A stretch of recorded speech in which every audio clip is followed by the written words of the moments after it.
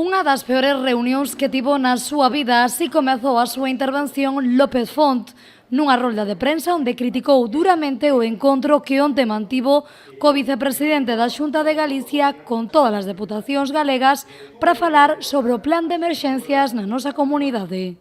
Lo que hay que gestionar, y se lo dijimos muy claramente, porque lo llevamos diciendo hace 1 año y medio, es el mapa de emergencias. El mapa de emergencias de Galicia, el mapa de emergencias de la provincia de Pontevedra, que es urgentísimo.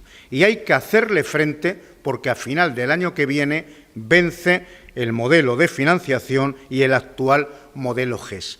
Font cree que o importante é analizar e mellorar o mapa de emerxencias de Galicia, porque o que non se pode permitir é non chegar a un incendio en menos de 20 minutos.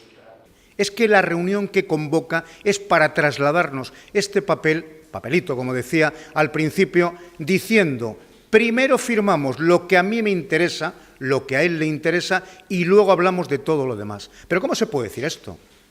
Si precisamente la preocupación de los ciudadanos, de los ayuntamientos, de los alcaldes y de todo el mundo es porque tengamos un mapa de emergencias que dé ciertamente respuesta a lo que necesitamos. Font dixo que Rueda evitou claramente un debate real, a reunión da Comisión Técnica e o cambio a un modelo de isócronas.